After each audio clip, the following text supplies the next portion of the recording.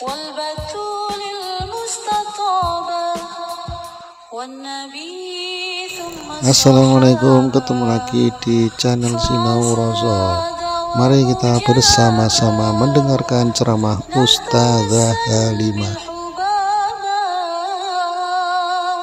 والبتول المستطابة والنبي ثم الصحابة فساد ومجابا. Bismillahirrahmanirrahim. Wa amma hubbu syarr li ahadin minal muslimin. Imam Al-Haddad mengatakan, nafa'anallahu bih bi'ulumi fid dharain amin. Wa amma hubbu syarr li ahadin minal muslimin. Adapun menginginkan keburukan, ya, baru pengen doang nih, belum merencanakan dan belum melakukan, baru hub aja, seneng, kepengen. Hubbu syarr li ahadin minal muslimin, adapun menginginkan keburukan, li ahadin minal muslimin, kepada seseorang dari orang Islam, wa idmarul ghish, dan menyimpan ghish kebencian, wal adawah, dan permusuhan, wal hiqd, dan rasa dengki, fahasbuka zajiran anhu, maka cukuplah sebagai pencegahmu darinya, qauluhu alaihi salatu wassalam, sabda baginda kita Nabi besar Muhammad sallallahu alaihi wasallam, la yu'minu ahadukum, tidak beriman ahadukum, seseorang di antara kalian, tidak dianggap beriman seseorang di antara kalian, hatta yuhibba li akhi, sampai dia seneng buat orang lain, ma yuhibbu li nafsi, apa yang dia senengi untuk dirinya sendiri. Dirinya sendiri senengnya diapain? Senengnya dihormati, maka dia harus seneng menghormati orang lain. Dirinya sendiri senengnya dikasih, maka dia harus seneng kalau ada orang lain dikasih. Dirinya sendiri seneng kalau dapat rezeki, maka mesti seneng kalau dengar orang lain dapat rezeki. Dirinya sendiri kepengen kalau disayang sama suami sendiri tentu saja ya. Harus seneng kalau dengar orang disayang sama suaminya dia, maksudnya suaminya dirinya sendiri. Jelas ya maksud saya ya. Bukan suaminya dia, bukan, tapi suaminya orang itu maksudnya. Jadi nggak hasut gitu kan kalau ngelihat orang lain disayangin sama suaminya masing-masing ya. Kok jadi keripet-lipet begini nih ngomongnya nih. Jadi apa yang dia senengin untuk dirinya sendiri, mesti seneng juga kalau itu terjadi sama orang lain. Orang itu seneng kalau anaknya soleh, kalau anaknya nurut, kalau anaknya baik, kan begitu ya? Jadi harus seneng juga kalau ngelihat orang lain anaknya soleh-soleh, anaknya baik-baik. Jangan seneng kalau ngelihat orang lain anaknya nakal. Alhamdulillah, anak saya mah gak kayak gitu. Alhamdulillah, liatin tuh anak orang tuh kayak gitu tuh. Pada pinter didiknya. Kok seneng ya orang lain susah gitu. Ya Allah, khair insyaallah teman-teman. Mudah-mudahan Allah jauhkan dari hati kita rasa nggak seneng orang lain seneng. Allah jauhkan dari rasa hati kita seneng lihat orang lain nggak seneng. Gitu ya. Mudah-mudahan jauh rasa tersebut dari hati kita. Biar hati kita seneng kalau orang lain seneng, dan nggak seneng kalau orang lain nggak seneng. Berbahagia dengan kebahagiaan orang lain dan susah dengan penderitaan orang lain. Itu sejatinya orang Islam tuh kayak begitu. Sejatinya orang Islam tuh kayak begitu. Dimulai dari pimpinannya Nabi besar Muhammad alaihi salam, Allah menceritakan tentangnya, azizun alaihi ma anittum, berat baginya musibah yang menimpa kalian. Berat baginya ujian yang menimpa kalian. Tuh Nabi besar Muhammad alaihissalam. Nah, kita juga mesti belajar buat seperti itu. Orang lain susah, kita ikut susah. Orang lain senang, kita ikut senang. Jangan malah nyukurin kalau orang lain dapat kesusahan, dan juga hasut, iri, dengki, suuzon kalau orang lain dapat kesenangan. Orang lain beli mobil, palingan tuh jaga lilin.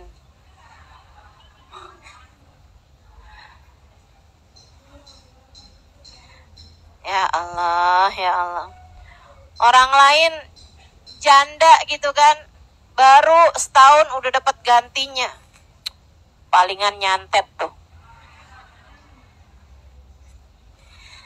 Kenapa gitu? Mesti ada pikiran-pikiran kotor seperti itu. Karena dia pejabat, dia baru beli mobil baru. Palingan juga hasil korupsi. Mendingan kita yang gak punya mobil, tapi yang pastikan bukan hasil korupsi. Nyinyir aja kerjaannya, ya Allah. Ya Allah. Ya Allah. Ada orang cakep dikit, palingan hasil operasi.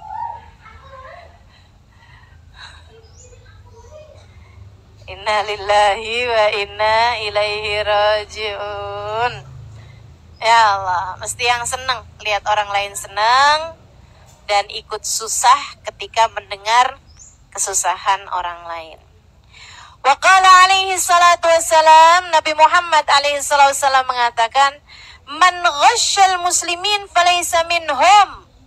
Man ghasyal muslimin falaysa minhum. Man ghasyana falaysa minna. Kata Nabi Muhammad, siapa yang nipu al-muslimin, orang Islam, falaysa minhum, dia tidak termasuk dari kelompok orang Islam. Bahaya nih, bahaya nih. Dosa tuh seapa-apanya, emang gak pernah bagus sih dosa. Tapi seapa-apanya mendingan dosa tuh antaramu sama Allah. Jangan dosa antara kamu sama sesama hambanya Allah, sama manusia. Urusannya berat, teman-teman. Dosa kalau antara kita sama Allah, emang sekali lagi dosa mah gak pernah bagus ya. Tapi kalau dosa antara kita sama Allah, buniyat alal musamahah, dibangun di atas maklumnya Allah. Allah tuh kalau kita bikin dosa antara kita sama Allah, Allah tuh banyak maklumnya. Allah tuh banyak maafnya. Allah tuh banyak, kesian deh hambaku deh, biarin dah gitu. Allah banyak gitunya. Tapi kalau kita dosa sama sesama umat manusia, orang tuh enggak musamaha, orang tuh enggak gampang buat maafin orang. Orang tuh enggak gampang buat maklumin. Makanya seapa-apa ngadepin Allah itu masih jauh lebih mudah daripada ngadepin orang. Kalau ngadepin orang, apalagi ngadepinnya ntar di akhirat, berat teman-teman, berat. Man ghasyal muslimin falaysa minhum. Kata Nabi Muhammad, siapa yang nipu orang Islam, falaysa minhum, dia tidak termasuk dari kelompok orang Islam.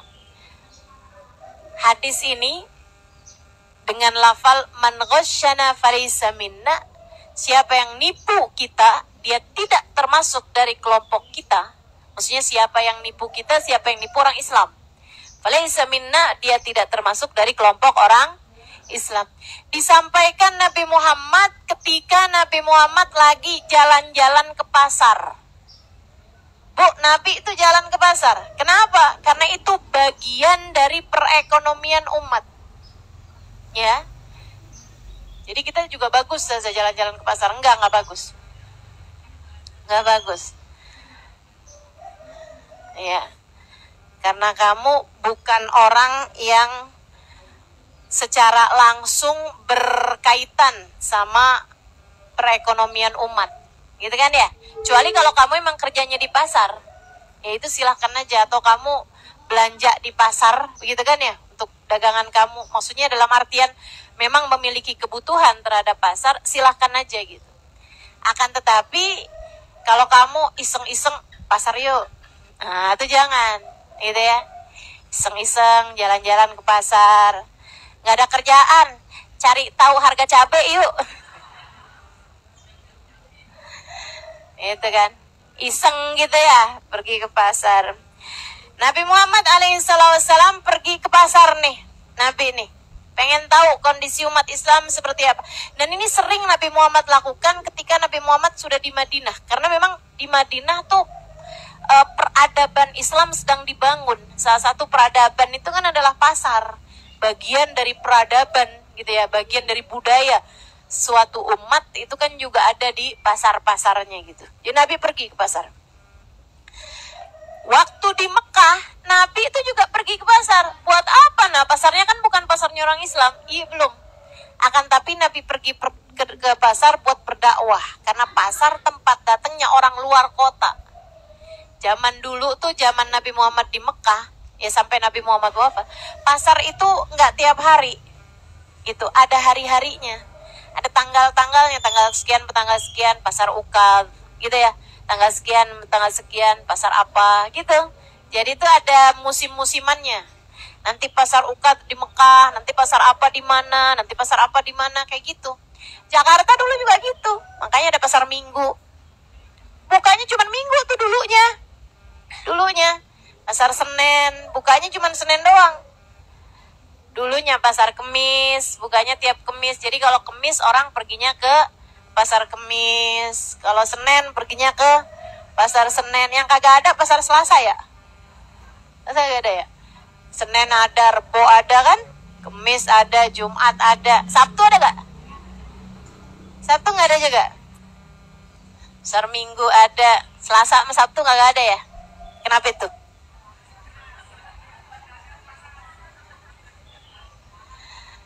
Hujan.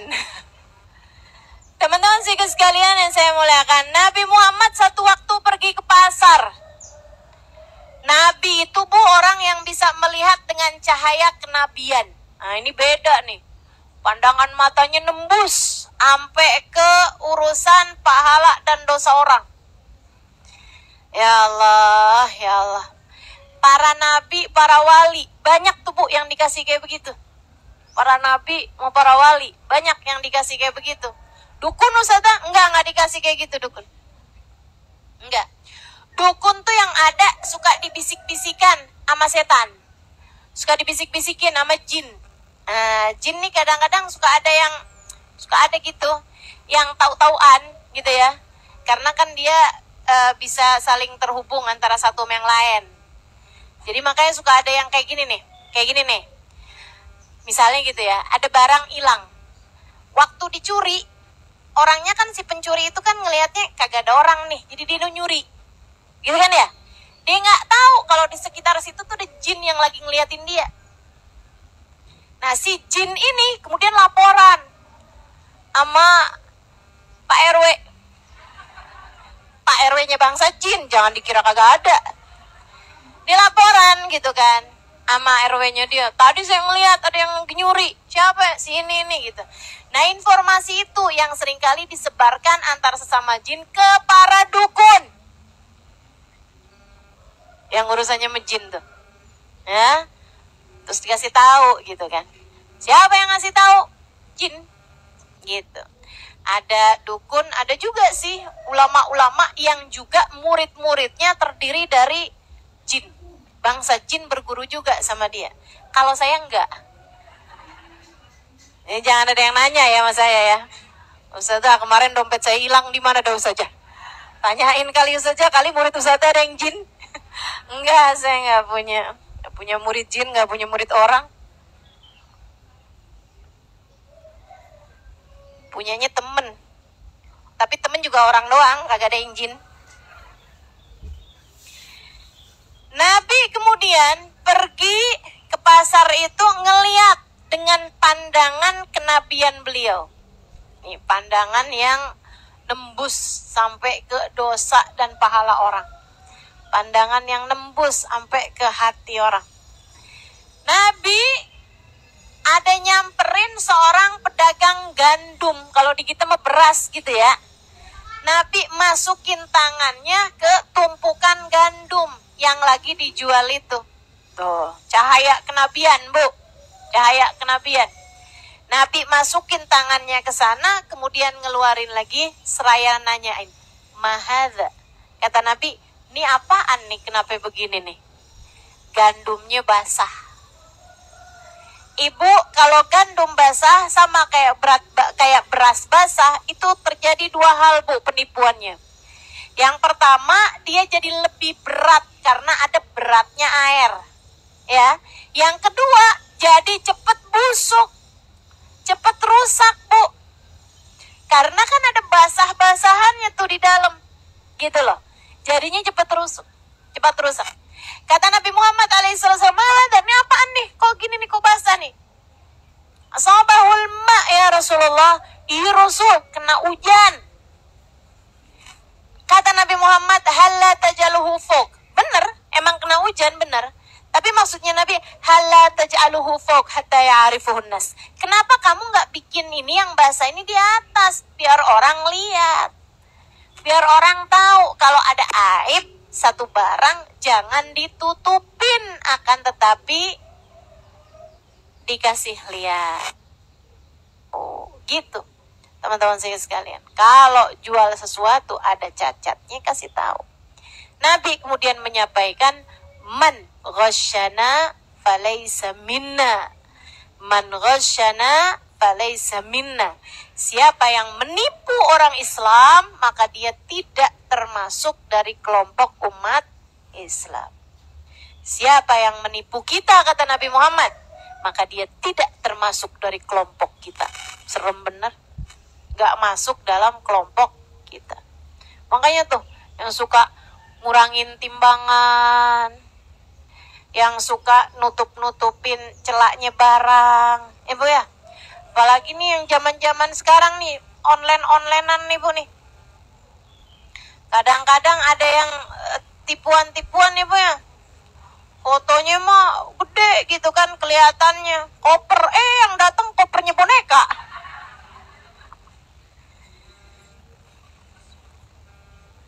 Ada yang busuk gitu kan, buah-buahan, atasnya mau bagus-bagus, dalamnya pada jelek-jelek gitu.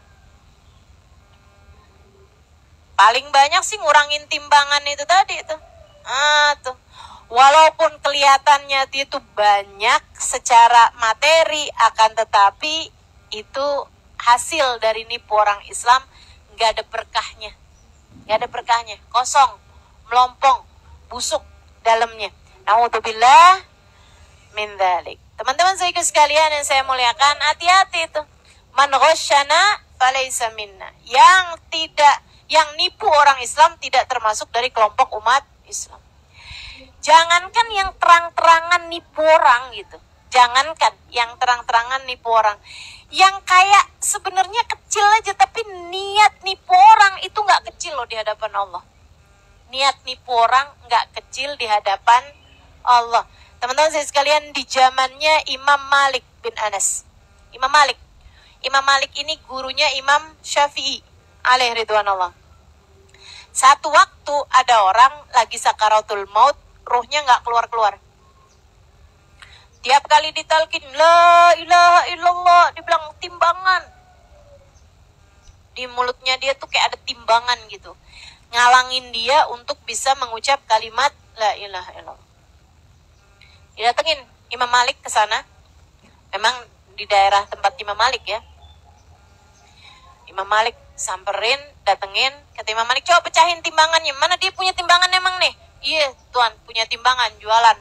Yaudah bawa ambil timbangannya di sini. Diambil timbangannya, pecahin sama Imam Malik. Talkin lagi, gak bisa juga. Kata Imam Malik, ya udahlah emang gitu ceritanya, mau gimana lagi, ya udah biarin aja. Sampai mati dalam keadaan tidak bisa mengucapkan kalimat la ilaha illallah. Ditanyain sama Imam Malik, emang dia tukang ngurangin timbangan ke anak-anaknya, yang suka bantuin dagang tuh anak-anaknya. Kata anak-anaknya, terang-terangan ngurangin timbangan sih nggak pernah Tuan, tapi kalau lagi ngebersihin barang, itu kalau yang bagian naroin barang tuh, ya, itu dia nggak bersihin banyak-banyak. banyak gitu. Tapi yang bagian naroin beratnya, kan ada yang bagian naroin bandulnya, naroin beratnya, sama bagian naroin barang kan. Nah yang bagian naroin bandulnya, itu sama dia tuh dibersihin sebersih-bersihnya, nggak ada daki, nggak ada apaan yang nempel di situ. Jadi emang beratnya cuman bandulnya aja. Tapi yang bagian naroin barang, itu daki-dakinya tuh nggak pernah dia bersihin. Teman-teman, beratnya daki berapa sih? Cuman debu yang nempel gitu, berapa daki itu beratnya. Akan tetapi yang berat ya, dakinya meringan teman-teman. Yang berat niatnya dia untuk menipu orang. Niatnya dia buat ngurangin timbangannya orang. Itu yang gak ringan di mata Allah Subhanahu wa ta'ala. Maka emang benar-benar banget. Orang tuh kelihatan keimanannya pada masalah urusan-urusan mahartanya orang. Ya, orang yang beriman tuh orang enggak betah punya tanggungan sama orang. Kalau ada tanggungan orang gitu ya, beli barang belum dibayar, kepikiran gitu. Takut tar kalau punya utang kan hitungannya tuh. Tar kalau saya mati sebelum bayar utang gimana nih, pikiran. Orang beriman tuh takut sama urusan begitu. Nah, orang kalau kurang-kurang berimannya nih, slow aja gitu. Alhamdulillah punya utang kagak ditagih. Semakin gak ditagih, semakin kesempatan gitu buat dia gitu. Mudah-mudahan dia lupa, mudah-mudahan dia lupa. Dia gak tahu, kalaupun si orangnya lupa, malaikat gak pernah lupa. Kalaupun orangnya lupa, di sisi Allah semuanya tercatat. Dan nanti harus dia bayar. Pakai apa? Pakai amal ibadah dia, kata Nabi Muhammad, satu danik itu kayak 5.000 perak duit kita nih. Itu mesti dibayar 70 sholat fardu yang diterima sama Allah.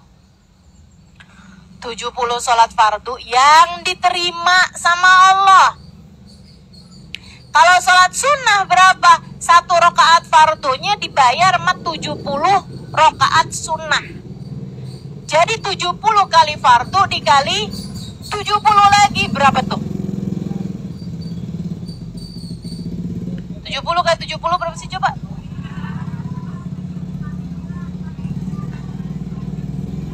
4.900. Ini bener nih. Benar ya. 4.900 teman-teman. 4.900 rakaat sholat sunnah. Yang bangsa kita-kita nih yang kalau terawih ngitungin rakaat mulu, udah jangan harap dah. Mendingan hati-hati udah, mendingan hati-hati. Mendingan hati-hati, jangan bawa tanggungan orang saat kamu mati, teman-teman. Nggak selamat kita, nggak selamat hitungannya. Ya gimana ceritanya bisa selamat kalau satu daniknya 70 rakaat fardu yang diterima loh sama Allah. Kita nih dari berapa ribu rakaat yang kita sholatin nih seumur hidup kita, nggak tahu mana yang diterima sama Allah. Ya ini kalau satu daniknya 70 sholat fardu, nah kalau kamu utang 5 juta nggak kamu bayar, gimana ceritanya tuh di akhirat? Kalau kamu harta warisan yang mestinya diberikan kepada saudaramu atau mestinya diberikan kepada anakmu karena suamimu meninggal dunia, kamu makan. Jadi lipstik, jadi kuota, jadi baju yang kamu pakai, teman-teman saudaraku sekalian, kamu bayar dengan apa di akhirat nanti? Hati-hati metanggungan sama orang, nggak selamat, serem kita sama urusan-urusan dengan orang lain nih. Nggak gampang urusannya teman-teman. Takutnya akhirnya malah kayak kejadian orang tadi tuh, mati nggak bawa iman. Naudzubillah min dzalik. Urusan sama orang berat, urusan sama orang berat.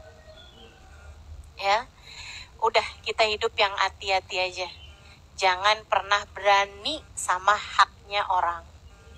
Jangan pernah berani sama haknya orang. Haknya orang tuh mendingan kurang di kita, lebih di dia daripada sebaliknya. Kan kita kan kadang-kadang urusan kan jangan sampai kurang di kita kan gitu ya. Nah gitu ya, pokoknya harus lebih gitu di kita. Jangan teman-teman. Urusan harta nih, urusan uang, urusan materi nih, urusan dunia nih, Lebih baik kurang di kita, lebih di orang, daripada lebih di kita, kurang di orang. Udah nggak apa-apa. Dan saya bilangin ya teman-teman, nggak ada yang tertolimi. Nggak ada. Orang itu dolim Ustazah, ngambil hak saya. Nggak ada. Nggak ada. Nggak ada. Kalau kamu sabar, dibalikin sama Allah.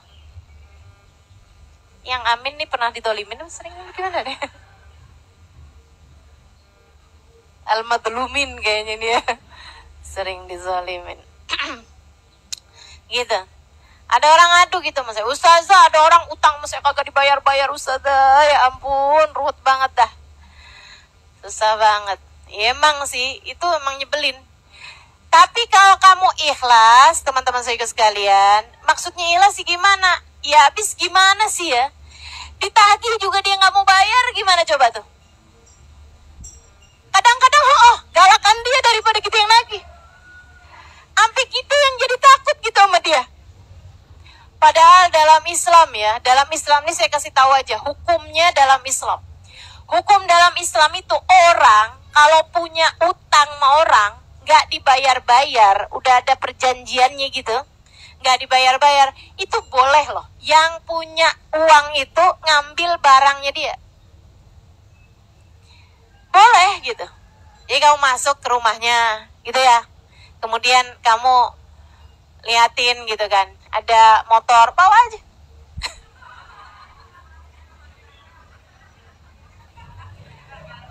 Ada TV. Ini saya bilangin, hukumnya dalam Islam tuh kayak gitu kan.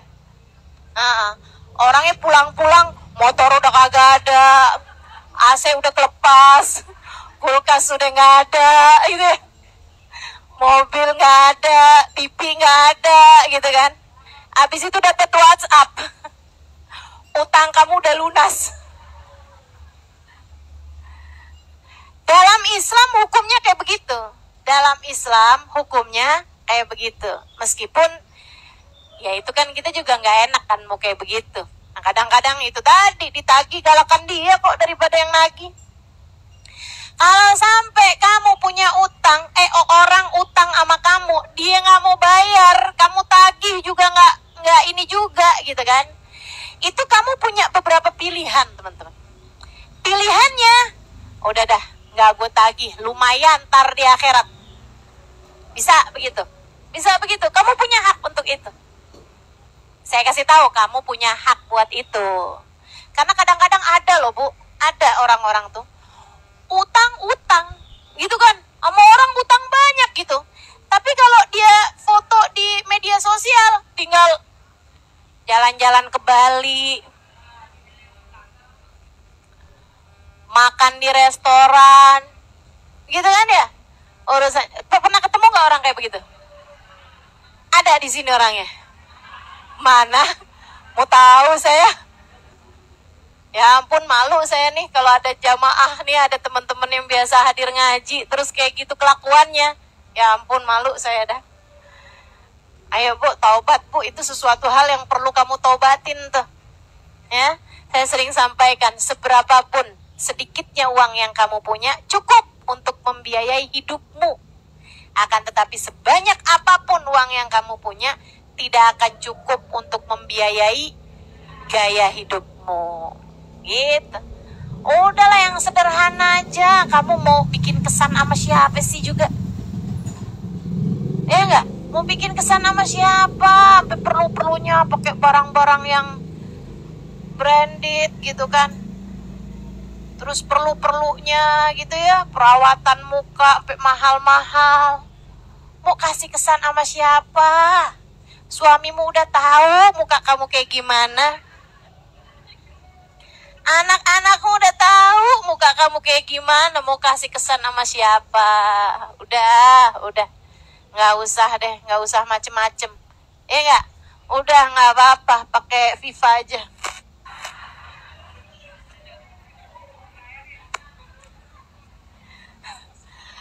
Ada tuh, apa tuh yang Mars ya, budak Mars ya. Nggak ada lagi tuh yang suka kayak ibu-ibu zaman dulu tuh.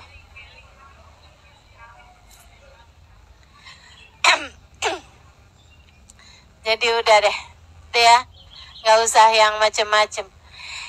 Pilihannya ada beberapa pilihan. Itu pilihan pertama. Kalau ada orang utang sama kamu, dia nggak bayar-bayar, bisa aja, boleh aja. Kamu datengin rumahnya, kamu ambil barangnya gitu. Boleh. Dalam artian itu tidak disalahkan. Dalam aturan Islam ya, saya nggak tahu aturan pemerintahnya kayak gimana, saya nggak tahu deh tuh. Saya lagi ngomong dalam aturan agama Islam. Karena kamu punya hak gitu. Tapi nggak boleh lebih daripada hutang yang kamu hutangkan sama dia itu, gitu kan.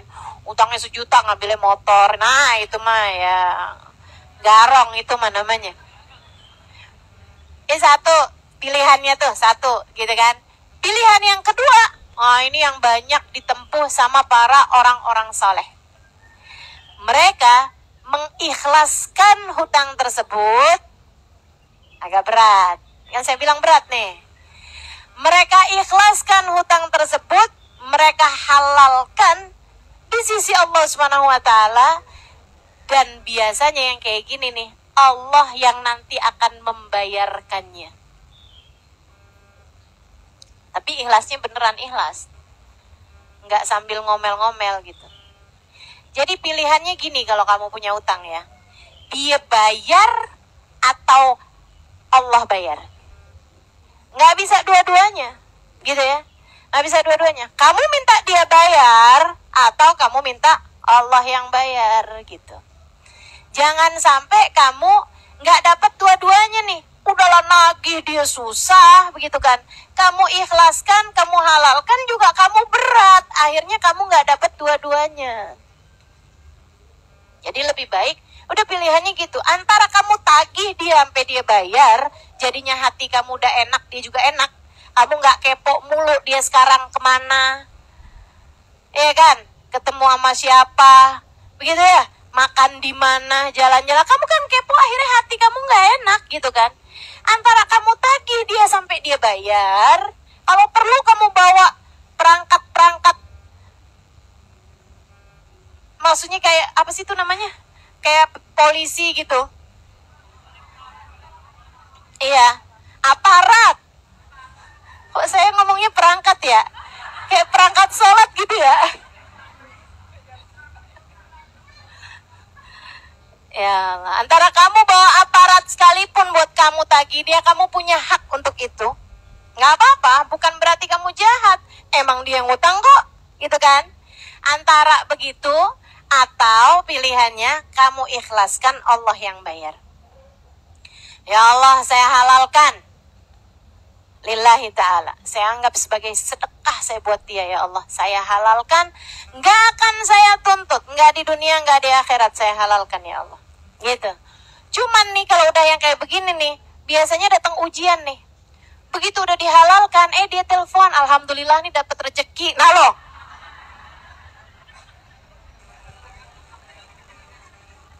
gimana nih Ustazah? Kalau kayak gitu gimana Ustazah? Saya udah halalin loh Ustazah. Tahu-tahu dia bayar, gimana tuh? Ya bukan duit kamu tuh. Duitnya siapa Ustazah? Duit Allah, karena kamu sudah menghalalkannya. Datang bukan duit kamu berarti. Duitnya siapa? Duit Allah. Harus kamu serahkan kepada ahlillah. Kepada ahlillah. Siapa ahlillah? Orang-orang yang boleh menerima zakat. Ya, orang-orang yang boleh menerima zakat dari fuqara wal masakin, kasih sumbang, anak-anak santri yang nggak mampu-mampu, gitu kan ya? Kasih tuh ke orang-orang janda-janda miskin, anak-anak yatim, tuh karena uangnya udah bukan uang kamu lagi. Diganti Ustazah, diganti sama Allah, tenang aja.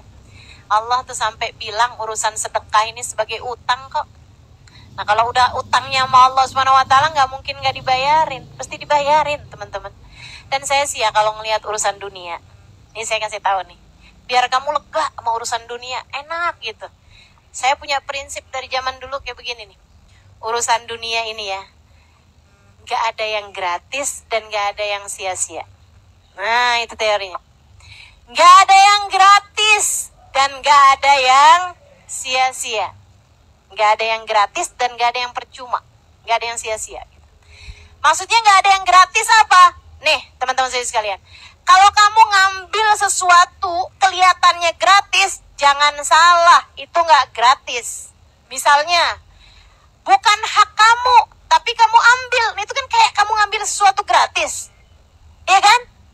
Kamu ambil sesuatu dengan gratis, nggak ada yang gratis teman-teman. Pejabat yang korupsi, dikirain gratis harta yang dia ambil. Pasti diambil balik sama Allah. Pasti diambil balik sama Allah.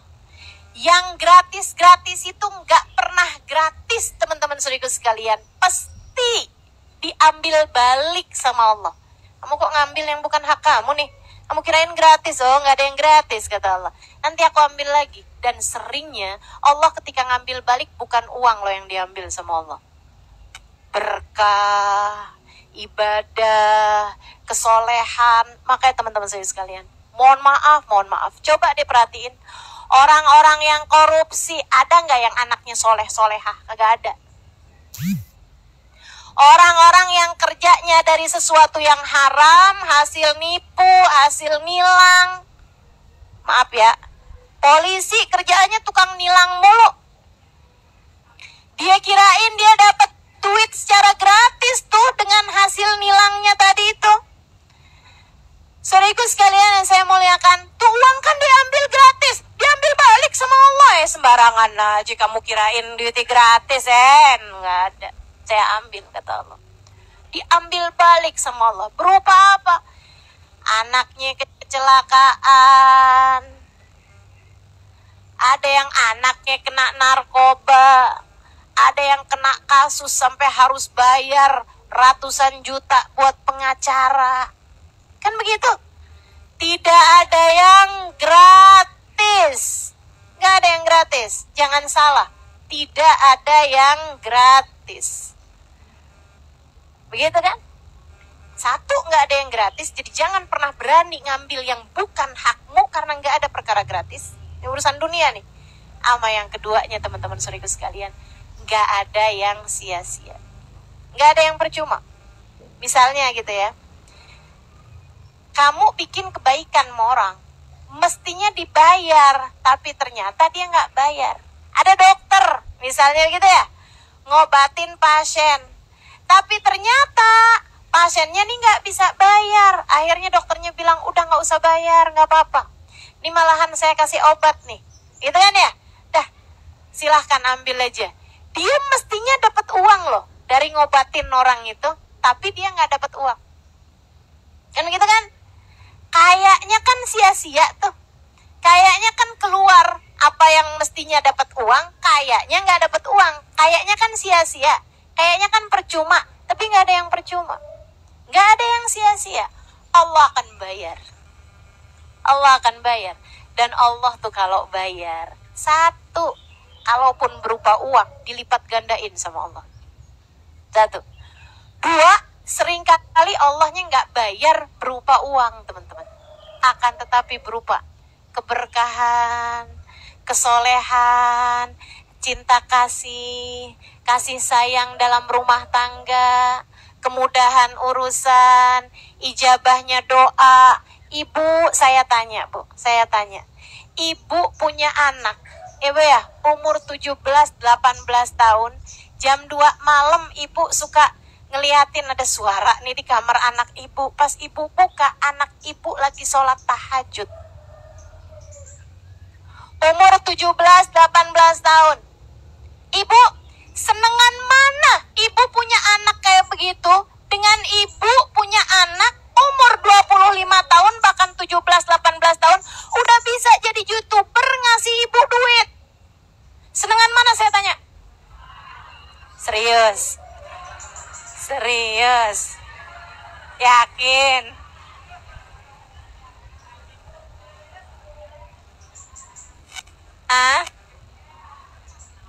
Yakin? Nomor 1, nomor 2? Nomor 1. Karena Bu, yang namanya sesuatu yang kesenangannya hati itu nggak bisa dibayar ya Bu ya. Betul apa nggak? Subhanallah loh, kesenangan hati itu nggak bisa dibayar. Sama halnya dengan, mohon maaf nih, mohon maaf. Ada suami gitu ya, Dia ngasih istri ya biasa aja gitu. Tapi sayangnya sama istri luar biasa. Istri minta apa, istri kepengen apa gitu, berusaha. Istrinya lagi sakit, dia tuh sampai doa, ya Allah, kesian istri saya, Allah pindahin deh sakit istri saya sama saya.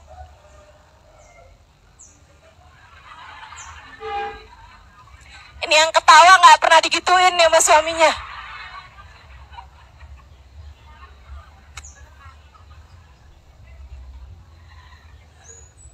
Emang Ustazah pernah katanya digituin sama suaminya? Saya nggak mau cerita.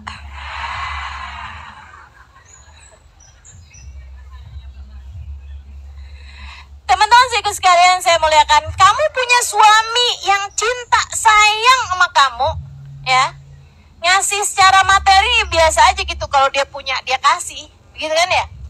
Ama suami yang kerjaannya transfer mulu, tapi tiap kali kamu minta apaan, kamu kepengen dia ada, gitu kan ya? Nggak pernah ada. Saat kamu lagi sakit, dia kayak nggak peduli gitu. Kamu sampai mikir gitu kan, nih kayaknya saya mati juga nih, dia transfer doang kali. Buat tahlil.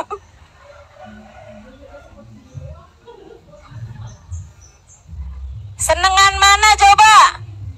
Yang pertama apa yang kedua? Yang disayang apa yang ditransfer?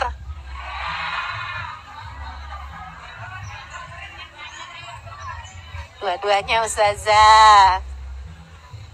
Ya kan kagak ada yang sempurna ya. Kalau kamu mesti milih gitu, mesti milih. Ya, kalau kamu mesti milih. Yang pertama ditransfer juga ala kadar, begitu kan ya. Yang kedua ditransfer mulu, tapi nggak pernah ada orangnya. Nggak pernah perhatian gitu kan. Ama nyakitin mulu, ya ampun. Mauan mana bu? Mauan yang pertama pasti. Karena kesenangan, hati itu nggak bisa dibeli uang, nggak bisa dibeli sama uang. Orang dengan uangnya cuman bisa beli kasur, nggak bisa beli tidur. Betul? Betul bu? Kamu punya duit banyak ya bu ya, cuman bisa beli obat, beli dokter, bayar dokter, nggak bisa beli kesehatan. Yang bisa ngasih kesehatan, yang bisa ngasih tidur, yang bisa ngasih kedamaian hati, kesenangan hati, ketentraman hati cuman satu, namanya Allah. Maka kamu harus tahu, nggak ada sesuatu hal yang kamu lakukan dengan sia-sia.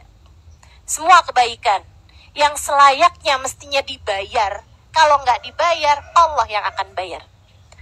Makanya saya mah bu nggak pernah ada urusan sama urusan misalnya gitu. Ustazah kalau mau ngundung ustazah itu amplopnya berapa? Ah itu nggak ada urusan saya sama dia. Saya nggak ada urusan sama amplop.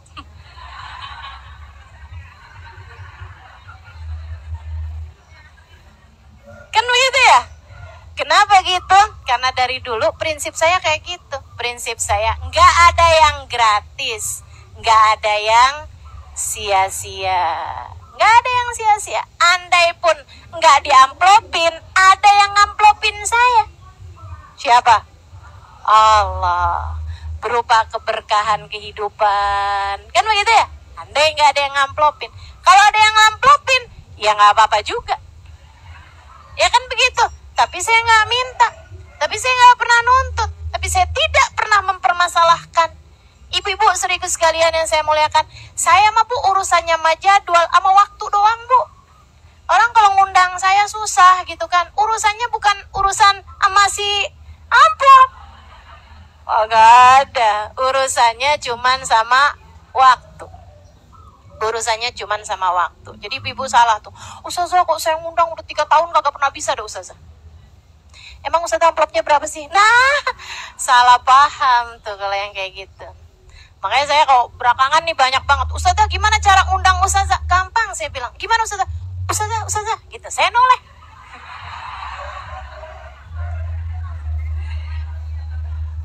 Gitu, gimana cara manggil Ustazah? Gampang, Ustazah Halimah, saya noleh dah.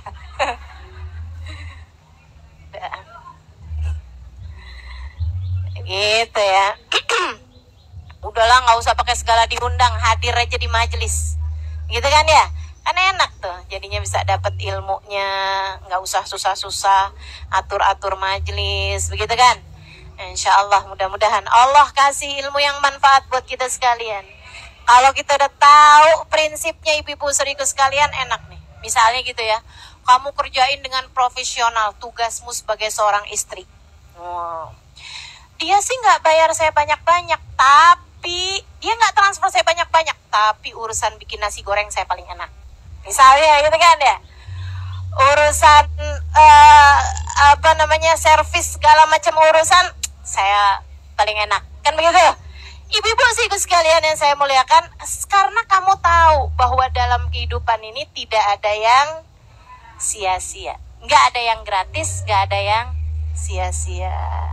Jadi nggak usah, ibu-ibu sih sekalian, nggak usah ruwet-ruwet sama urusan orang bisa ngasih kamu apa, orang nggak bisa ngasih kamu apa. Pemberi hakikinya cuman satu, Allah Subhanahu wa Ta'ala. Urusan kamu nih di atas muka bumi ini, jangan suka main urusan sama orang, ribet urusan sama orang. Urusannya langsung aja kepada Allah Subhanahu wa Ta'ala, gitu ya. Karena nih kalau kita suka nipu orang, aduh urusannya berat banget dah. Man ghasyana falaysa minna, man ghasyal muslimin falaysa minhum. Siapa yang nipu orang Islam, dia tidak termasuk dari kelompok umat Islam. Wa qala alaihi salatu wassalam, dan Nabi Muhammad alaihi salatu wassalam bersabda, in qadarta an tusbih wa tumsi wa laysa fi qalbika ghishun li ahadin faf'al wa dhalika min sunnati. Jika kamu mampu untuk masuk pagi dan masuk malam, di hatimu tidak ada kebencian terhadap siapapun, tidak ada ghish, tidak ada rasa nggak enak sama siapapun, faf'al, berusahalah kamu lakukan. Wa dzalika min sunnati, itu adalah jalan hidupku, itu adalah sunnahku. Ini orang-orang yang suka ribet-ribet nih bilang, ini sunnahnya yang mana nih? Ini sunnahnya ada dalilnya apa enggak nih? Ini sunnah Nabi Muhammad. Sunnah Nabi Muhammad, hatinya nggak ada kebencian terhadap siapapun. Dia ribut-ribut urusan dalil, tapi sama si nong benci, sama si itu mengkafirkan, sama si itu membid'ahkan, sama si itu. Itu bukan sunnahnya Nabi Muhammad. Sunnahnya Nabi Muhammad, antusbih wa tumsi wa laysa fi qalbika syai'un li ahadin minal muslimin.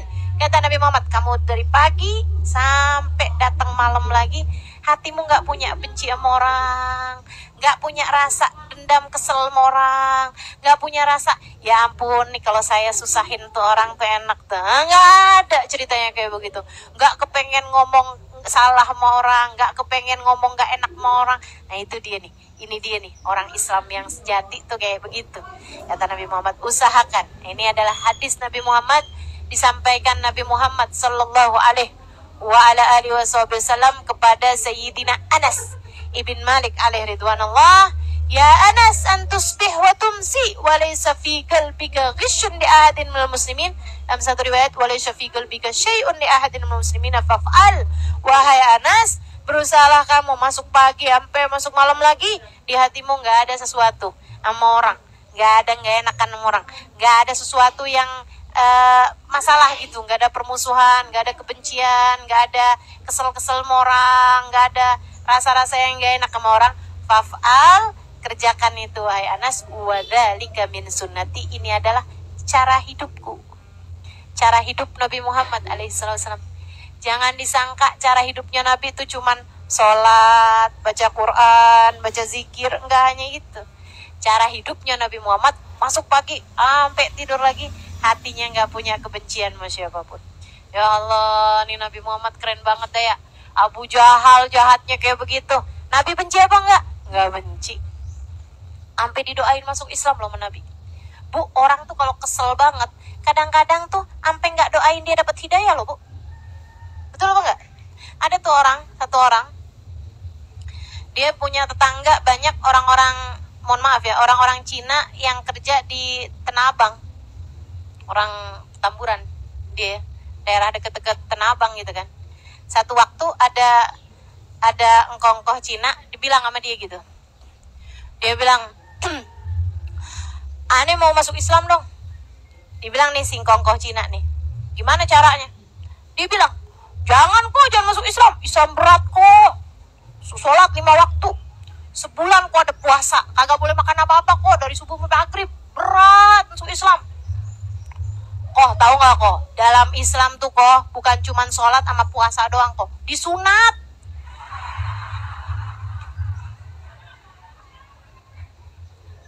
Wajib disunat kok kalau kita laki-laki nih kok. Udah kok nggak usah masuk Islam. Ada orang dengerin itu tuh, dia nanya gitu, ente gimana sih ada orang masuk Islam nggak bolehin? Enak aja, janganlah, masa dia masuk Islam, emang kenapa ya katanya gitu. Dia jangan salah ya,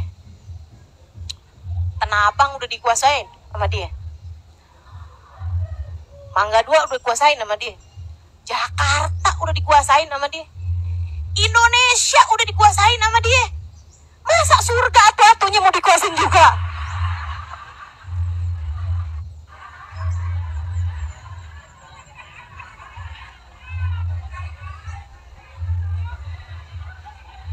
Udah surga atu-atunya yang kita punya, dia bilang. Masa dia mau kuasain juga? Oke, aneh gak mau dia masuk Islam. Masya Allah. Teman-teman saudaraku sekalian, Nabi Muhammad, Abu Jahal tuh kurang nyakitin apa menabi? Kurang jahatin apa menabi? Saudaraku sekalian, gak ada orang yang disebut namanya khusus sama Nabi dalam doa, ya Allah masukkan dia ke dalam Islam, kecuali dua orang. Amr bin Hisham, yaitu Abu Jahal, atau Umar bin Khattab, yaitu Sayyidina Umar. Orang udah jahat kayak begitu sama Nabi sampai disebut namanya dalam doa. Ya Allah, kita pengen banget nama kita disebut sama Nabi dalam doa. Betul apa enggak? Kita pengen banget nama kita nih disebut sama orang soleh dalam doa. Saya pengen banget nama saya ada dalam doanya Hubaba Nur, ada dalam doa Habib Umar bin Hafid, ada dalam doa Habib Zain bin Smith. Kan begitu teman-teman saya sekalian. Dalam doanya Nabi Muhammad.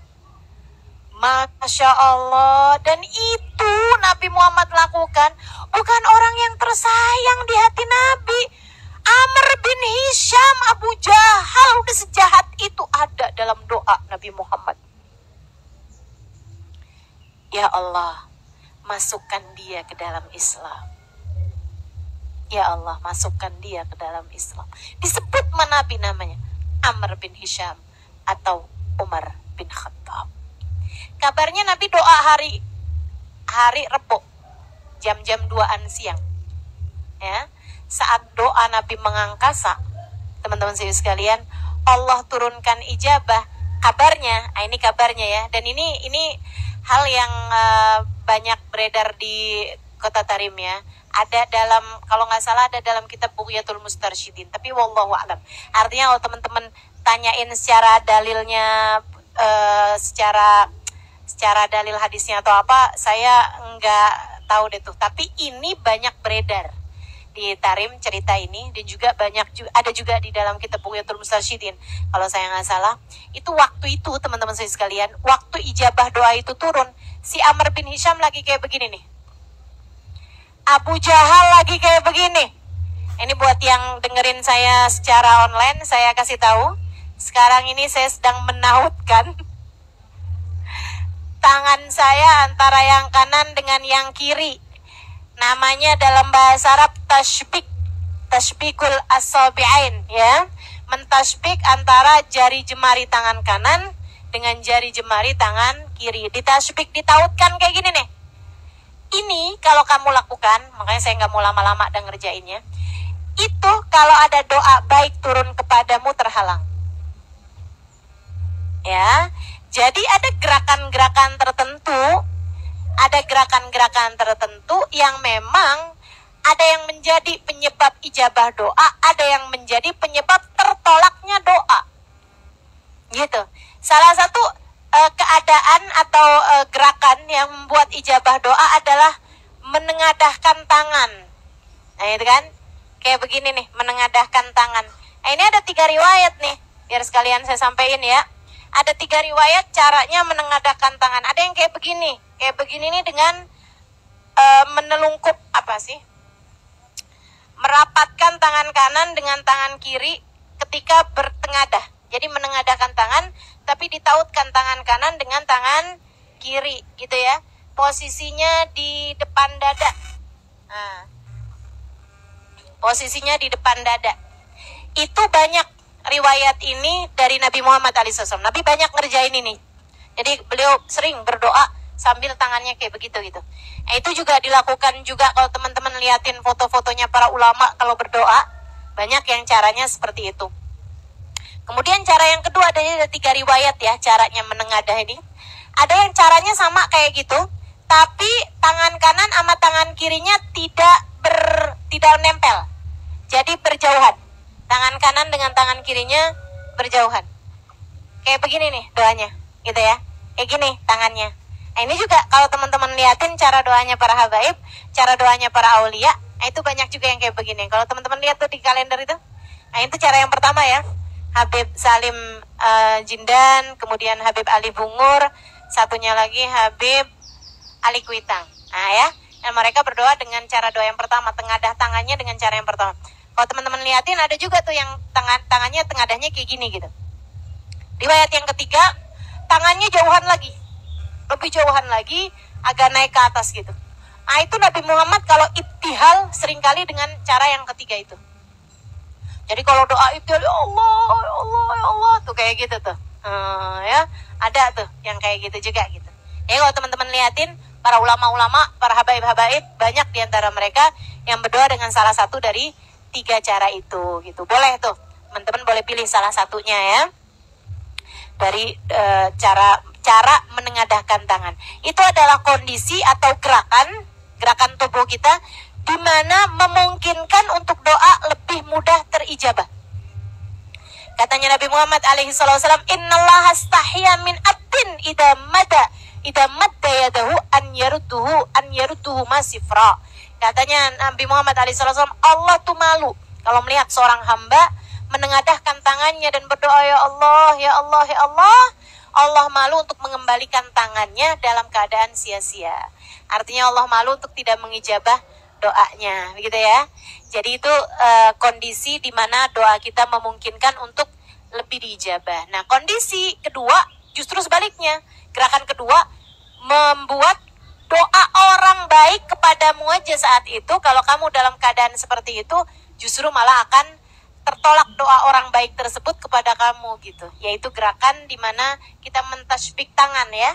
Tangan kanan dengan tangan kiri, jari-jarinya ditautkan satu sama lain, menautkan tangan satu dengan yang lain dengan tangannya sendiri ya, kanan sama kiri. Itu justru malah membuat doa orang soleh kepadamu tertolak. Juga doamu kalau kamu sedang berdoa, itu jangan gerakan tangannya seperti itu, hanya akan membuat doamu menjadi ditolak Allah Subhanahu wa Ta'ala. Jadi seperti yang tadi saya sampaikan, jadi waktu itu Amr bin Hisham atau Abu Jahal itu lagi tasbihul yadain, lagi menautkan 2 tangannya seperti ini. Ketika doanya itu turun, nggak kena ke dia, kenanya kepada yang satu, yaitu Sayyidina Umar bin Khattab. Sayyidina Umar bin Khattab masuk Islam keesokan harinya, yaitu pada hari Kamis. Ya, kita tahu semua kan ceritanya Sayyidina Umar itu seru banget tuh waktu masuk Islam ya. Masya Allah, Masya Allah. Asalnya mau mukulin saudaranya yang mau masuk Islam. Asalnya mau bunuh Nabi Muhammad. Gitu ya. Kemudian dengar kalau saudaranya juga udah masuk Islam. Wah, dia mau ngedamprat saudaranya. Justru akhirnya malah kelihatan sahifah, lembaran Al-Quran yang ditulis oleh Zaid. Gitu ya. Zaid itu adalah Zaid bin Thabit, adalah orang yang udah masuk Islam pada waktu tersebut, dan dia menuliskan beberapa ayat-ayat Al-Quran yang turun dan mengajarkannya kepada Sayyidah Fatimah bintul Khattab, yaitu adik dari Umar bin Khattab, bersama dengan suaminya Sa'ad bin Zaid nama suaminya.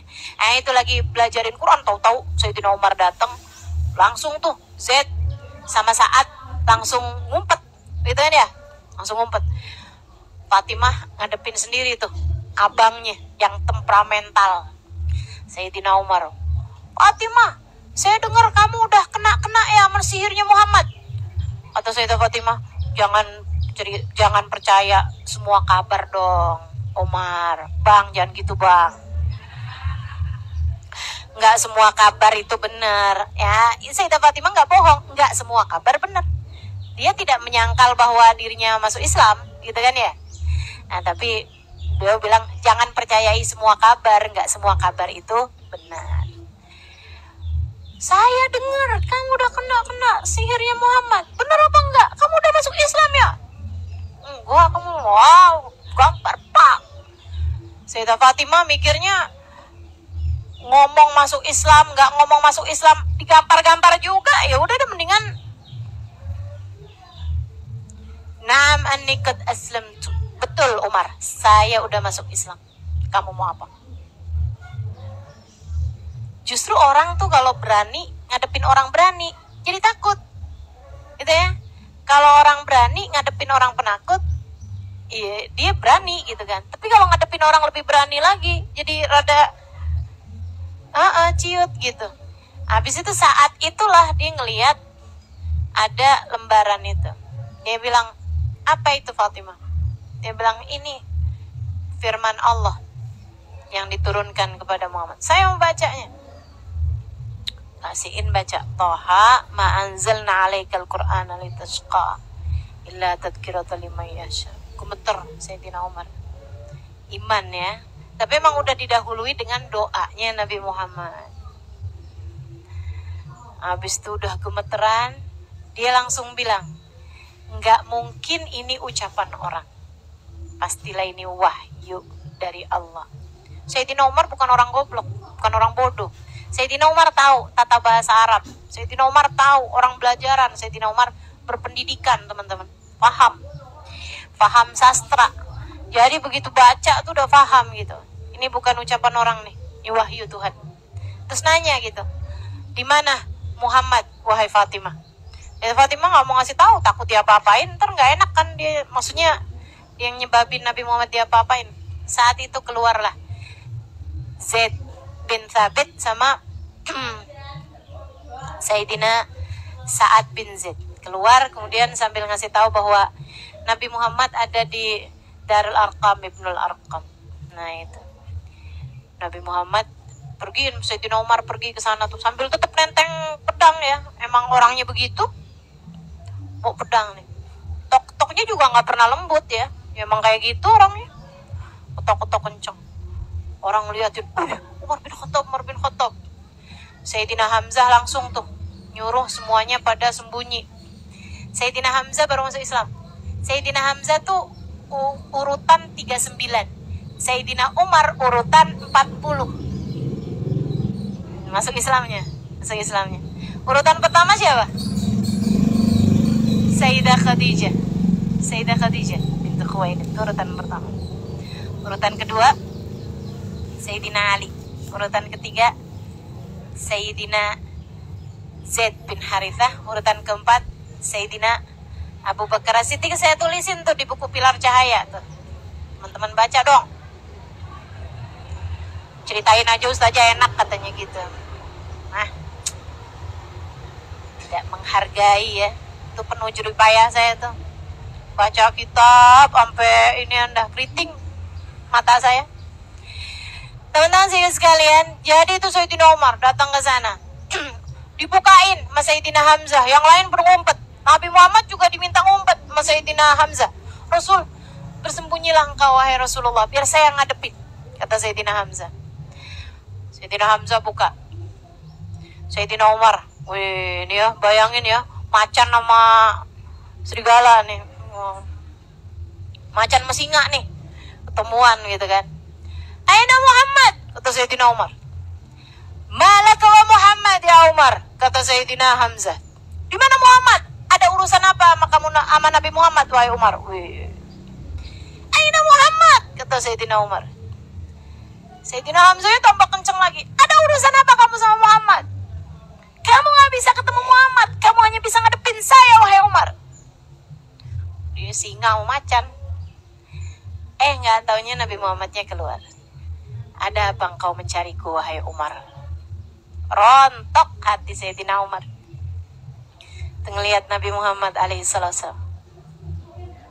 Langsung dia deketin Nabi Muhammad. Kemudian langsung berkata, Asyhadu an la ilaha illallah wa asyhadu annaka Muhammad Rasulullah. Itu Bu, begitu habis masuk Islam, sama Nabi nggak langsung dipeluk, tapi ditarik kerah bajunya. Keren banget sih ini. Saya tuh kalau bayangin udah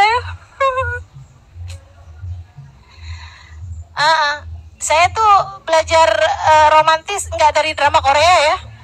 Maaf.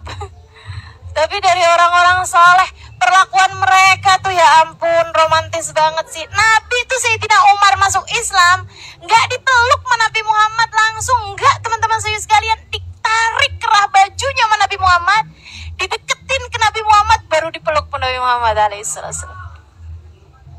Seraya mengatakan ahlan bika ya Umar, ahlan bika ya Umar.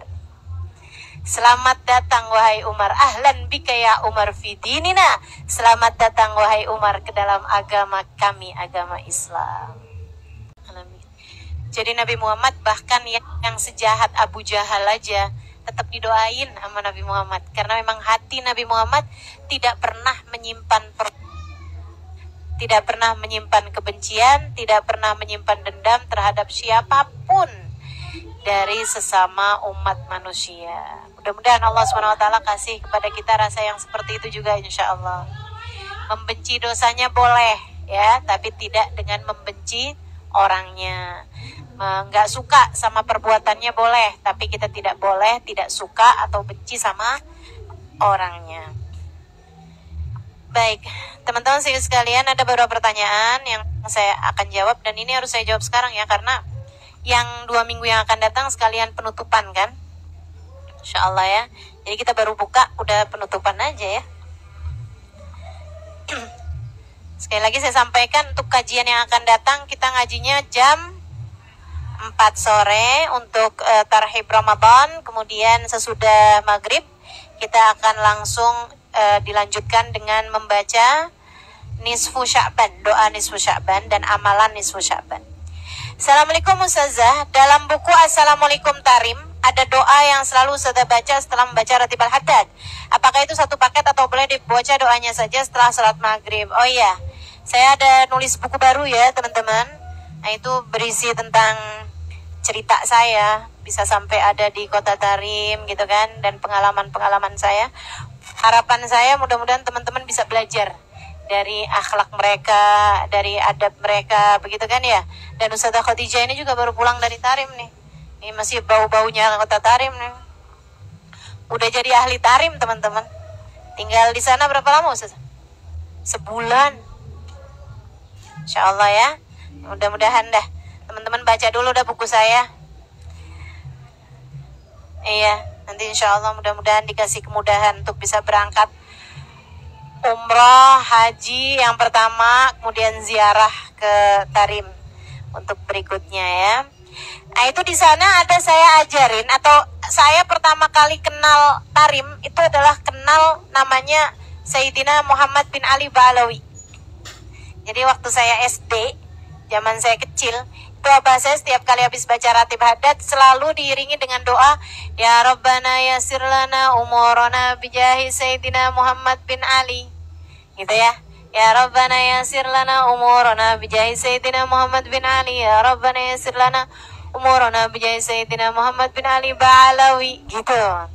Jadi 3 kali, kemudian yang ketiganya baru ada Ba'alawinya gitu. Saya nanya gitu kan sama abah saya, karena saya tahu Muhammad bin Abdullah, Nabi kita Muhammad alaihissalam, bukan Muhammad bin Ali. Jadi saya nanya, bah itu Muhammad bin Ali siapa dah bah? Waktu saya ke Tarim, waktu saya ke Darul Lughah Dakwah, saya tahu arti doa itu. Ya Allah, mudahkan urusan saya dengan berkahnya atau dengan pangkatnya, dengan kemuliaannya Muhammad bin Ali Ba'alawi. Saya tanya abah saya, bah Muhammad bin Ali Ba'alawi itu siapa? Karena Nabi Muhammad kan Muhammad bin Abdullah. Abah saya bilang gitu, enggak tahu no. Siapa, tapi yang pasti itu waliullah, katanya gitu. Yang kalau kita berdoa dengan keberkahan beliau, insya Allah doa kita diijabah. Akhirnya walaupun saya nggak tahu siapa beliau, saya pun doa dengan doa kayak begitu.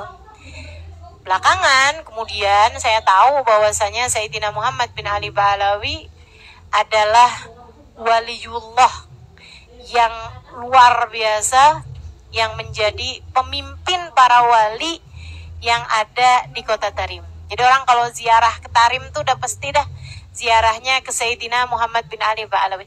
Ziarah ke Tarim itu udah pasti ziarah ke Zambal. Di Zambal itu terdapat makom waliullah yang pada zamannya Sayyid Habib Abdurrahman Asgaf. Habib Abdurrahman Asgaf itu cucu dari Sayyidina Muhammad bin Ali Ba'alawi. Jadi zaman dulu itu ya. Beliau pernah mengatakan bahwasanya di Zambal ini ada makom 300.000 wali. Itu zaman itu loh. Gimana zaman sekarang? Semua waliullah yang meninggal dunia dari kalangan habaib semua dimakamkan di Zambal. Jadi ada jutaan wali yang dikuburkan di Zambal tersebut. Nah orang kalau ziarah ke Zambal, nggak ziarah ke semuanya nggak apa-apa. Yang paling penting diziarahin Sayyidina Muhammad bin Ali Ba'alawi, yang biasa dikenal dengan Faqih Al-Muqaddam. Faqih Al-Muqaddam Muhammad bin Ali Ba'alawi. Gitu ya. Nah doa ini boleh teman-teman baca habis baca Ratib Haddad. Itu biasa dilakukan para aulia ya. Dan saya juga baru tahu sesudah saya menuliskan buku tersebut, saya baru tahu juga bahwa doa itu ternyata diajarkan oleh Habib Ali Al-Habsyi, penulis kitab Maulid Simtud Duror. Ya kalau teman-teman baca doa itu adalah doanya Sayyidina Habib Ali Al-Habsyi, penulis kitab Maulid Simtud Duror. Ya Rabbana yasir lana umurona bijahi Sayyidina Muhammad bin Ali Ba'alawi. Gitu ya doanya ya. Apal? Ya Rabbana yasir lana umurona bijahi Sayyidina Muhammad bin Ali Ba'alawi. Apal? Baca bukunya. Depan sana tuh, beli bukunya. Iya, itu apakah boleh dibaca satu paket atau boleh dibaca doanya saja setelah sholat maghrib? Boleh dibaca kapan aja, nggak hanya setelah sholat maghrib, kapan aja kalau ibu-ibu mau ada urusan gitu kan, kayak urusan lagi agak repot nih gitu, baca aja doa itu. Mudah-mudahan urusannya dimudahkan dengan keberkahannya Sayyidina Muhammad bin Ali Ba'alawi atau Faqih Muqaddam. Apakah ketika kita berziarah ke makam, misalnya makam orang tua, harus melepas alas kaki seperti yang sudah lakukan ketika di pekuburan Zambal? Enggak juga sih ya, enggak juga. Nah kalau pekuburan Zambal karena memang makamnya wali-walinya Allah kan banyak banget di sana, semua melepaskan kakinya, alas kakinya gitu. Jadi kita ikutan gitu kan. Nah kalau kita ziarah ke makam-makam yang lain, tergantung lokasi makamnya itu gimana tempatnya gitu kan. Kalau kita ziarahnya ke luar Batang, pasti lepas alas kaki dong. Kan begitu ya. Demikian juga ke makam para wali-walinya Allah yang memang tempatnya di situ adalah tempat orang duduk untuk membaca doa dan zikir, memang semestinya melepaskan alas kaki seperti itu. Kalau di pekuburan kayak di Karet misalnya atau di apa? Ya, apalah pokoknya kuburan-kuburan yang ada di sini. Kalau memang di situ rerumputan begitu kan, enggak apa-apa, tetap pakai alas kaki. Bahasa Arab Fusha itu yang bagaimana Ustazah? Bahasa Arab Fusha itu yang dipelajari di pondok-pondok pesantren ya. Sama kayak bahasa Arab, maksudnya bahasa Arab yang fasih ya, bahasa Arab yang memang bahasa Arab yang baku gitu. Kayak teman-teman baca buku bahasa Indonesia, itu kan bahasanya kan bahasa baku. Nah kalau bahasa ami atau bahasa pergaulan, bahasa suki juga biasa sebutnya gitu ya, bahasanya orang pasar gitu, bahasa pergaulan. Nah itu kan bahasa-bahasa yang kayak teman-teman ngobrol biasa sama teman-teman gitu. Kamu kalau ngomong sama teman-teman kan gak akan yang apakah Anda sudah makan? Apakah Anda sudah menyantap hidangan makan siang? Kan gak gitu nanyanya ya. Nanyanya kan langsung aja gitu. Udah makan belum? Ustazah, kan tidak ada yang namanya mantan mertua. Dan saya tetap sayang dengan menghormatinya. Tetapi kenapa setiap saya ketemu silaturahim dengannya, dengan ibu mertua, selalu acuh diam saja, tidak berbicara sepatah kata pun kepada saya. Nah kamu kenapa nanya sama saya? Tanyain nama ibu mertua kamu. Kagak-kagak aja dah.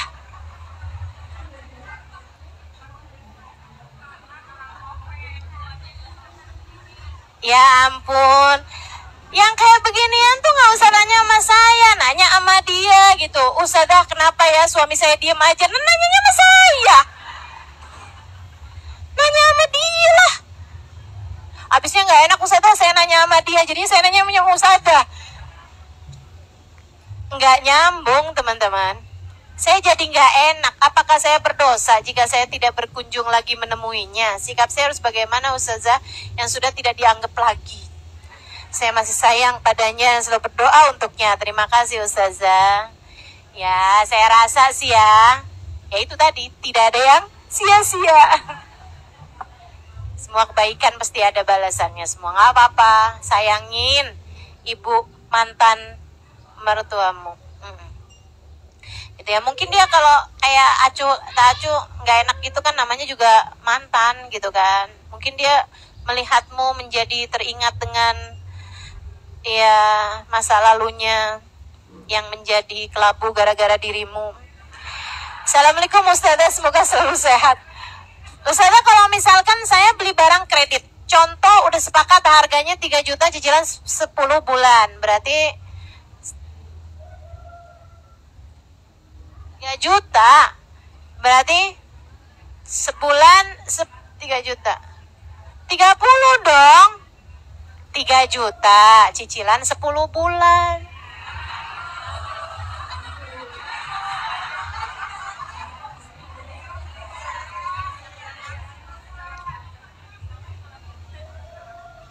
Juta sebulan, 10 bulan, 30 juta dong.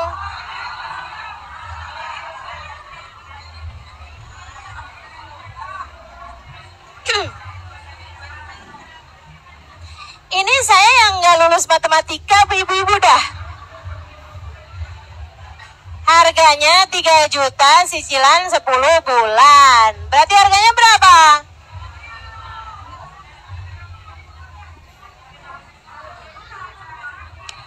Nggak ngerti dah. Dia cicilannya berapa? Oh, bayarnya 300.000 setiap bulan. Oke, iya.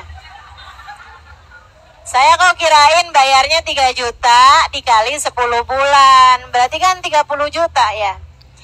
Pas keluar tagihannya dirinci ada barang sama bunga. Itu jadi masalah nggak Ustazah? Soalnya pas di tagihan itu ada tulisan bunga. Saya nggak tahu bakal ada bunganya. Pas keluar di kreditnya ada tulisan bunga. Padahal dari kreditnya 0% Ustazah. Makasih Ustazah. Semoga selalu dalam lindungan Allah. Yang hitungannya itu adalah lafalmu ketika kamu transaksi. Jadi yang ditulis dari dia itu urusan dia dah. Yang jadi dianggap sebagai akad itu adalah transaksi saat akad jual belinya. Jadi kalau dia bilang gitu kan, saya beli barang 3 juta, saya cicil selama 10 bulan. Jadi cicilan saya setiap bulan 300.000 begitu ya. Nah itu udah sah jadinya tanpa bunga tuh kayak gitu. Kalau kemudian dia keluar gitu ada suratnya gitu kan, bunga sekian persen ini apa, tapi tetap aja bayarnya ya 300.000 itu nggak jadi soal. Assalamualaikum Ustazah yang dirahmati Allah. Jika kita masih mengontrak atau sewa rumah, namun punya simpenan uang di atas 100 juta yang niatnya untuk membeli rumah suatu hari nanti, apakah wajib kita keluarkan zakatnya? Iya, wajib. Zikiran Imam Ghazali dari Senin sampai Minggu yang tiap harinya ada 1000 kali dengan lafal yang berbeda-beda berganti-ganti. Jika kita amalkan, apakah harus dalam keadaan suci atau berwudu, harus juga menghadap kiblat, dan apakah boleh dicicil atau tidak langsung 1000 kali? Boleh. Ini berarti ngamalin apa yang dituliskan oleh Imam Al-Ghazali dalam kitabnya Bidayatul Hidayah ya. Di sana diaturin tuh zikiran hari Senin apa gitu kan, hari Selasa apa. Itu boleh aja diamalkan, nggak harus punya wudu, meskipun punya wudu lebih bagus. Dan juga kalau menghadap kiblat lebih bagus, tapi enggak juga nggak apa-apa. Dicicil juga boleh, yang penting sepanjang hari dibaca sampai dengan 1000 kali. Apakah ikut baca Al-Quran di grup yang hataman seminggu sekali? Jika telah hatam semua harus selalu dibaca doa hatamannya. Oh, apakah harus selalu dibaca gitu doa hatamannya? Dan andai dibaca doa hatamannya langsung 1 tahun, bagaimana Ustazah? Dihatamkan di majelis taklim doanya. Dan pas batas akhir ganti puasa qadha. Oh, kapan batas akhir ganti puasa qadha? Batas akhir ganti puasa qadha itu adalah pada hari terakhir dari bulan Sya'ban. Itu batas boleh, tapi sudah dianggap makruh kalau sudah tak lewat tanggal 15 Sya'ban. Jadi sebaiknya itu sebelum tanggal 15 Sya'ban. Tapi kalaupun enggak, itu masih boleh gitu. Artinya belum dosa gitu ya, belum dosa. Tapi sunnahnya dilakukan sebelum tanggal 15 Sya'ban. Nah, dianggap dosa kalau udah masuk Ramadan dan kamu masih punya hutang dari bulan Ramadan yang lalu. Assalamualaikum Ustazah, saya punya hutang sama saudara saya, sudah lama banget. Saya mau bayar tapi malu karena sudah terlalu lama. Lah, kagak dibayar lebih malu lagi. Saya nggak ngerti sama cara mikir kamu tuh. Saya tuh punya utang loh mau Ustazah Halimah, tapi saya malu mau bayarnya. Kenapa? Udah kelamaan. Ya lebih malu lagi kalau kamu nggak bayar, Bu. Bisa nggak Ustazah, saya traktir dia aja dengan niat bayar utang? Nggak kena, teman-teman, nggak kena. Ya, awalnya kan kamu ngomongnya utang. Nah, itu harus tuh. Kalau kamu ngomongnya utang, harus dibayarkan berupa utang. Gitu kan? Tapi kan kamu nggak tahu, mungkin dia udah ikhlas Ustazah. Ya, tanyain aja. Saya tuh dulu inget gak sih, saya pernah punya utang loh sama kamu gitu kan. 1 juta gitu. Boleh nggak kalau kamu aku beliin apa gitu? Sama saudara sendiri kan enak ya. Assalamualaikum Ustazah, mengenai penjelasan Ustazah yang masalah hutang, bagaimana hukumnya kalau hutang itu ke bank atau kartu kredit? Biasanya ada peraturannya kalau meninggal dianggap lunas. Emang iya?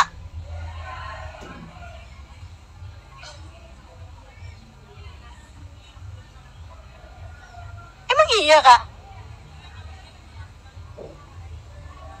Oh, asuransi, dibayarin sama asuransinya, asuransi jiwa ya. Ya.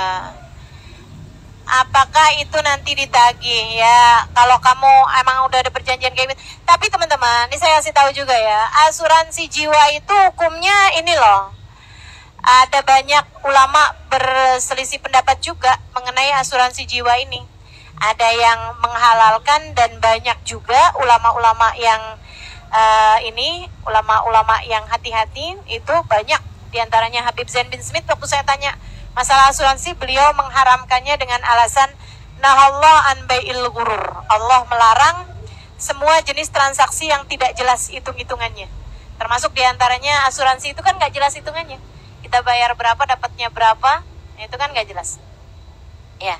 Nah, jadi kalau memang ada pihak lain yang membayarkan, yaitu pihak asuransi, itu berarti ya memang dianggap lunas, begitu kan? Terima kasih Ustazah. Satu lagi Ustazah, pakai ada. Ngakrab banget ya. Boleh nggak Ustazah terima sedekah dari rentenir? Hukumnya kalau diterima haram nggak Ustazah? Apa ditolak aja? Haram. Kalau dia tidak memiliki pekerjaan lain selain daripada renten tersebut. Hukumnya haram sebab semua harta penghasilan dia adalah haram. Assalamualaikum warahmatullahi wabarakatuh. Ustazah, saya mau tanya, jika di tahun 2011 saya pinjamkan uang 65 juta sampai sekarang belum dibayar. Dibayar jika orang tersebut punya uang. Jika dibayar nanti di tahun 2025, nilai uang 65 juta di tahun 2011 dengan tahun 2025 sudah berbeda. Apakah bisa diganti dengan utang emas? Misalnya emas di tahun 2011 1 gram 500.000, pas 2025 emas 1 gramnya 700.000. Jadi kira-kira aja. Apakah boleh Ustaz? Terima kasih atas jawabannya Ustaz. Waalaikumsalam warahmatullahi wabarakatuh. Ini memang masalah yang sangat pelik nih teman-teman. Saya pernah malah ada kasusnya begini nih.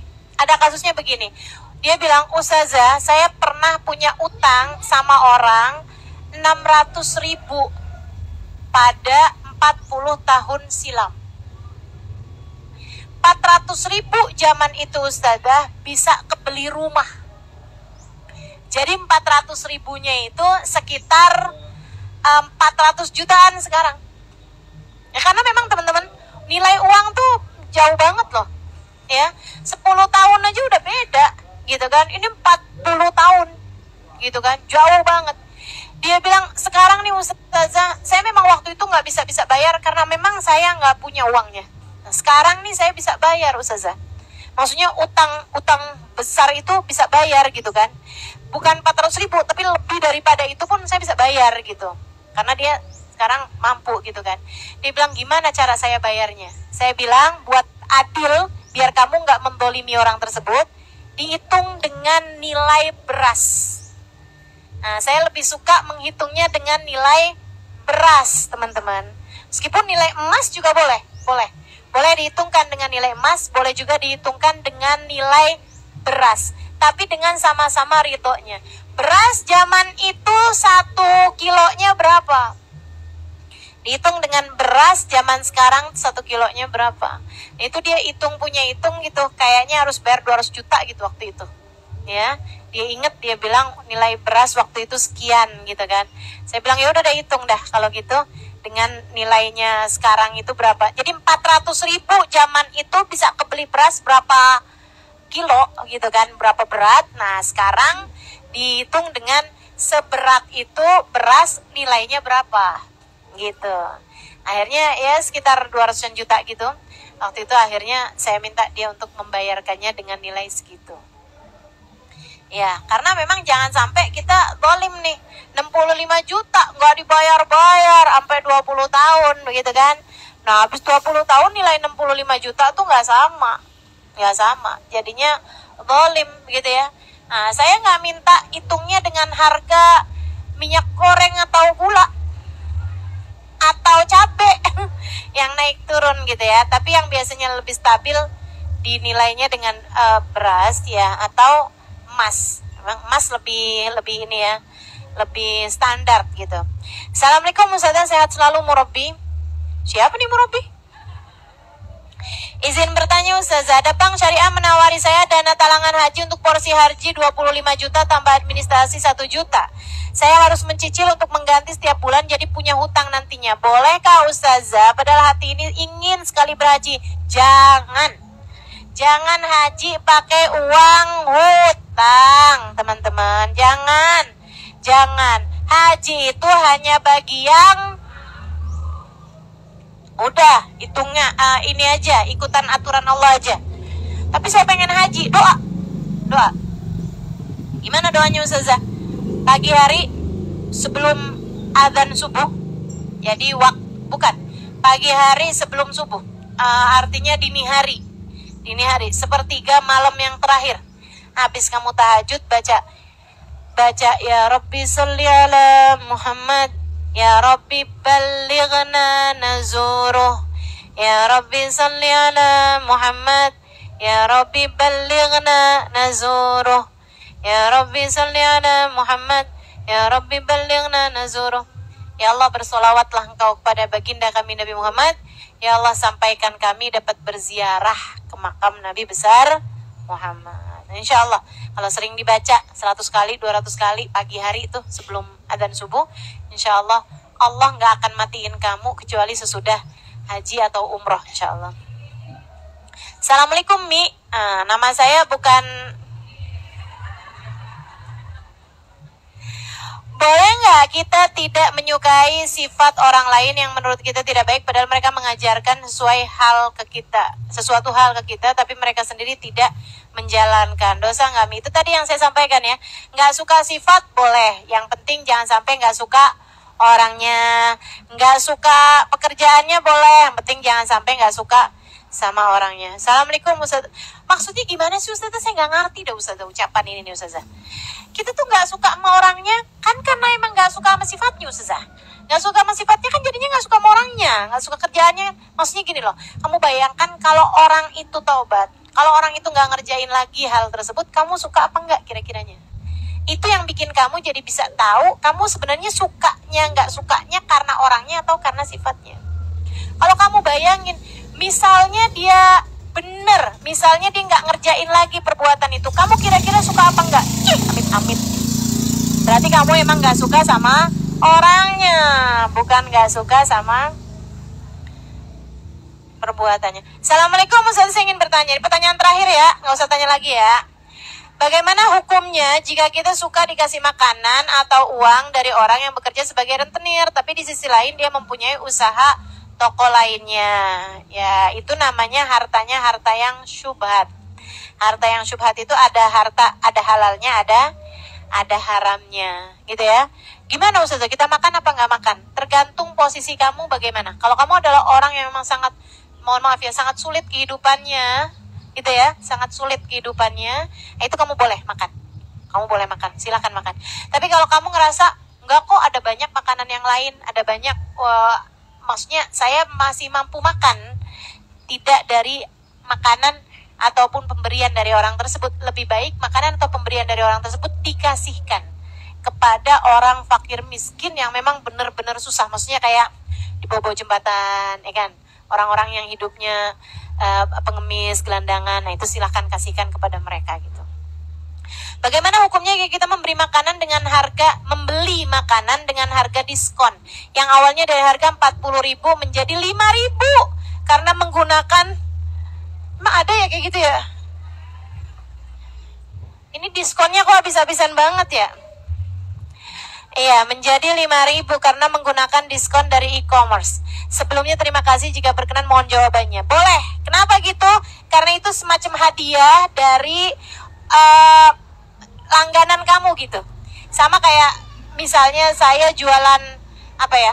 Misalnya saya jualan buku gitu ya. Saya jualan buku, nah karena kamu langganan beli banyak gitu, akhirnya kamu saya kasih diskon khusus gitu. Nah, diskon khususnya kan hanya untuk pelanggan-pelanggan aja kan. Jadi itu semacam pemberian hadiah atau servis buat pelanggan. Yang namanya pelanggan kan memang selalu mendapatkan servis lebih daripada bukan pelanggan ya. Ada harga langganan kan kalau kita beli-beli apa-apa itu kan. Nah, itu jadi boleh-boleh aja.